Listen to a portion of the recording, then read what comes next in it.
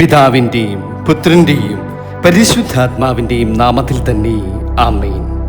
പ്രിയ സഹോദരങ്ങളെ, ഈ വിശുദ്ധ സ്വർഗാരോഹണ പെരുന്നാളിൻ്റെ ഈ അനുഗ്രഹീത ദിനത്തിൽ നാം ഒരുമിച്ച് ധ്യാനിക്കുവാൻ പോകുന്നത് നമ്മുടെ കർത്താവായ യേശു ക്രിസ്തുവിൻ്റെ സ്വർഗാരോഹണത്തിൻ്റെ ദിവ്യ രഹസ്യത്തെക്കുറിച്ചാണ്.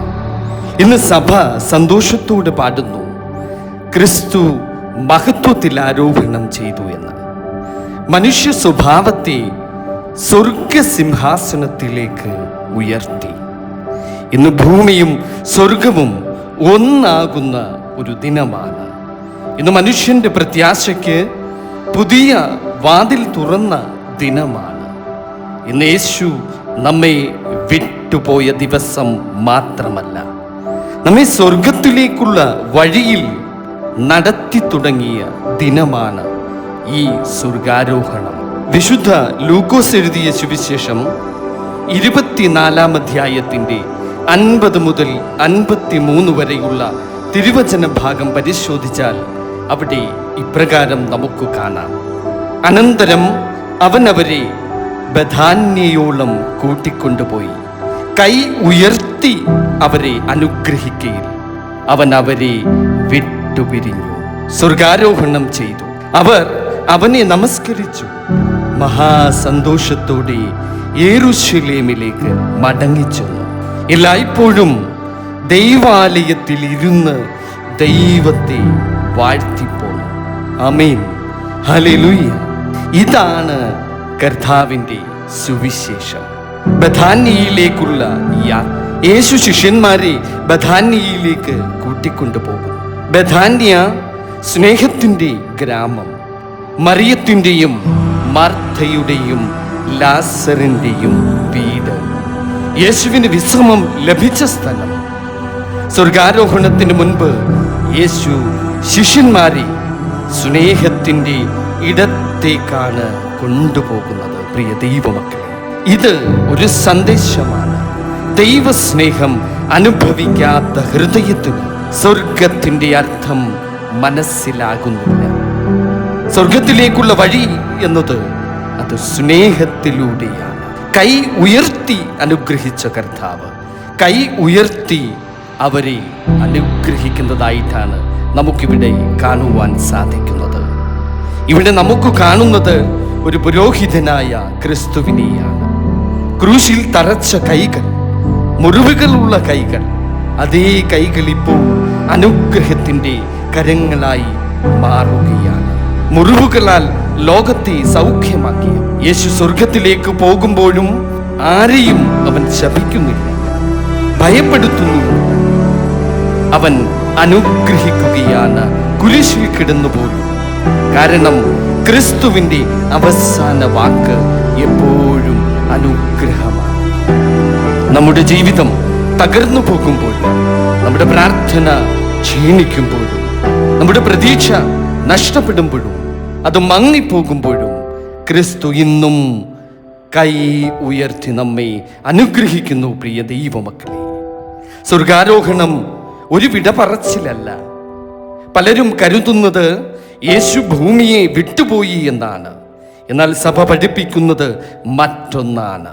സ്വർഗാരോഹണം അകലേക്ക് പോകുന്ന ക്രിസ്തുവല്ല, മറിച്ച് പുതിയ സാന്നിധ്യത്തിൻ്റെ ആരംഭമാണ്. പ്രിയ ദൈവമക്കൾ, മുൻപ് യേശു ഒരു സ്ഥലത്തു മാത്രം ഉണ്ടായിരുന്നു. ഇപ്പോൾ അവൻ എല്ലായിടത്തും സന്നിഹിതനാണ്. പ്രിയ ദൈവമക്കൾ, വിശുദ്ധ കുർബാനയിൽ, തിരുവചനത്തിൽ, പ്രാർത്ഥനയിൽ, സഭയിൽ അവൻ ജീവിക്കുന്ന ദൈവമാണ്. പ്രിയ ദൈവമക്കളെ, ക്രിസ്തു പിതാവിൻ്റെ വലതുഭാഗത്തിരിക്കുന്നു എന്നത് മഹത്വത്തിൻ്റെ അടയാളമാണ്.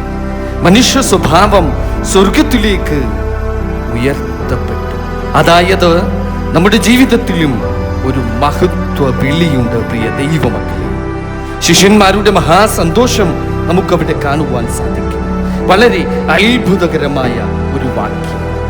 അവർ മഹാസന്തോഷത്തോടെ യെരൂശലേമിലേക്ക് മടങ്ങിച്ചെന്നു എന്നാണ് നാം കാണുന്നത്. കാരണം അവർ മനസ്സിലാക്കി ക്രിസ്തു നഷ്ടമായി. അവർ മഹത്വത്തിൽ വാഴുന്നു. യഥാർത്ഥ വിശ്വാസം വേർപാടിനെയും സന്തോഷമാക്കി മാറ്റുന്ന ഒന്നാണ് പ്രിയ ദൈവമക്കളെ. നമ്മൾ പലപ്പോഴും സാഹചര്യങ്ങളിൽ നോക്കി നിരാശരാകുന്നു. പക്ഷേ സ്വർഗാരോഹണം നമ്മോട് പറയുന്നു, നിന്റെ ജീവിതത്തിൻ്റെ അന്ത്യം ഭൂമിയല്ല, അത് സ്വർഗമാണ് പ്രിയ ദൈവമക്കളെ. ദേവാലയത്തിൽ തുടരുന്ന ശിഷ്യന്മാർ ദേവാലയത്തിൽ തന്നെ അതേപോലെ തുടർന്നുകൊണ്ടിരിക്കുകയാണ്. ഇതാണ് സഭയുടെ ജനനം. പ്രാർത്ഥിക്കുന്ന ഒരു സമൂഹം, കാത്തിരിക്കുന്ന ഒരു സമൂഹം, പരിശുദ്ധാത്മാവിനായി ഒരുങ്ങുന്ന ഒരു സമൂഹം. ഇന്ന് നമ്മുടെ കുടുംബങ്ങളിലും ഇത്തരമൊരു ദേവാലയമായി മാറ്റപ്പെടണം പ്രിയ ദൈവമക്കളെ. പ്രാർത്ഥന നഷ്ടപ്പെട്ട വീടുകളിൽ സമാധാനം നഷ്ടമാകും. ദൈവ സാന്നിധ്യമില്ലാത്ത ഹൃദയങ്ങൾ അത് ശൂന്യമായി പോകും. ഇന്നത്തെ ലോകത്തിലേക്കുള്ള ഒരു വലിയ സന്ദേശമാണിത്. ഇന്ന് മനുഷ്യർ സാങ്കേതികമായി ഉയരുന്നു, പക്ഷേ ആത്മീകമായി മനുഷ്യർ താഴ്ന്നുകൊണ്ടിരിക്കുന്നു. സ്വർഗാരോഹണം നമ്മെ ഓർമ്മിപ്പിക്കുന്നു, മനുഷ്യന്റെ യഥാർത്ഥ ഉയർച്ച വിശുദ്ധിയാണ്. പണം കൊണ്ട് സ്വർഗം നേടുവാനാകുന്നില്ല, അധികാരം കൊണ്ട് നിത്യജീവൻ നേടുവാനുമാകുന്നില്ല. സ്നേഹത്തിലൂടെയും വിശുദ്ധിയിലൂടെയും മാത്രമേ ദൈവരാജ്യം നമുക്ക് അനുഭവിക്കുവാനാകൂ പ്രിയ ദൈവമക്കളെ. കുർബാനയും സ്വർഗാരോഹണവും, ഓരോ വിശുദ്ധ കുർബാനയും സ്വർഗത്തിൻ്റെ അനുഭവമാണ്. ഭൂമിയിലെ സഭയും സ്വർഗത്തിലെ ദൂതന്മാരും ഒന്നിച്ച് ദൈവത്തെ സ്തുതിക്കുന്നു. പരിശുദ്ധൻ പരിശുദ്ധൻ പരിശുദ്ധൻ എന്നിങ്ങനെ. സ്വർഗാരോഹിതനായ ക്രിസ്തു ഇന്നും ബലിപീഠത്തിൽ തന്നെ നമ്മെ സന്ദർശിക്കുന്നു പ്രിയ ദൈവമക്കളെ. ഇത് വിശ്വാസികൾക്കുള്ള ഒരു വിളിയാണ്. പ്രിയ സഹോദരങ്ങളെ, നമ്മുടെ കണ്ണുകൾ ഭൂമിയിൽ മാത്രം പതിയരുത്. ക്രിസ്തു ഉയർന്നതുപോലെ നമ്മുടെ ചിന്തകളും ഉയരണം, നമ്മുടെ പ്രാർത്ഥനകളും ഉയരണം, നമ്മുടെ ജീവിതവും ഉയരണം. വിശുദ്ധനായ പൗലോസ് പറയുന്നു, മുകളിലുള്ളവയെ അന്വേഷിപ്പീനെന്ന്. പ്രത്യാശയുടെ ഒരു തിരുനാൾ ദിനമാണെന്ന്. സ്വർഗാരോഹണം മരണത്തെക്കുറിച്ചുള്ള ഭയം മാറ്റുന്നു.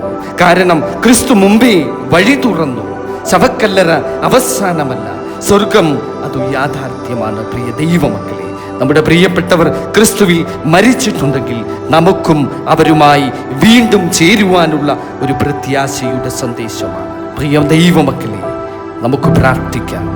ഇപ്പോൾ നമുക്ക് ഹൃദയം നിശബ്ദമാക്കാം. സ്വർഗത്തിലേക്ക് ഉയരുന്ന ക്രിസ്തുവിനെ മനസ്സിൽ കാണുക. അവനിപ്പോൾ കൈ ഉയർത്തിയിരിക്കുന്നു, നിന്നെ അനുഗ്രഹിക്കുന്നു, നിന്നെ വിളിക്കുന്നു, നിന്നെ കൈവിടുന്നില്ല. നിന്റെ കണ്ണുനീർ അവൻ കാണുന്നുണ്ട്, നിന്റെ മുറിവുകൾ അവൻ അറിയുന്നുണ്ട്, നിന്റെ പോരാട്ടങ്ങൾ അവൻ മനസ്സിലാക്കുന്നു. പ്രിയ ദൈവ പൈതലേ, അവൻ പറയുന്നു, ഭയപ്പെടേണ്ട, ഞാൻ നിന്നോട് കൂടെയുണ്ട്. സ്വർഗാരോഹിതനായ കർത്താവേ, ഞങ്ങളുടെ ഹൃദയങ്ങളെ സ്വർഗീയ കാരുണ്യത്തിലേക്ക് അവിടുന്ന് ഉയർത്തണമേ. നിരാശയിൽ പ്രത്യാശ നൽകണമേ. പാപത്തിൽ നിന്ന് വിശുദ്ധിയിലേക്ക് ഞങ്ങളെ നയിക്കണമേ. ഞങ്ങളുടെ കുടുംബങ്ങളെ അനുഗ്രഹിക്കണമേ. സഭയെ ശക്തിപ്പെടുത്തണമേ. രോഗികൾക്ക് സൗഖ്യം നൽകണമേ. മരിച്ചവർക്ക് നിത്യവിശ്രമം നൽകണമേ. ഞങ്ങൾക്കും തമ്പുരാനെ ഒരു നാൾ നിന്റെ മഹത്വത്തിൽ പങ്കുചേരുവാൻ കൃപ നൽകണമേ. പിതാവിൻ്റെയും പുത്രൻ്റെയും പരിശുദ്ധാത്മാവിൻ്റെയും നാമത്തിൽ തന്നെ ആമേൻ. സ്തോത്രം. ഹല്ലേലൂയ.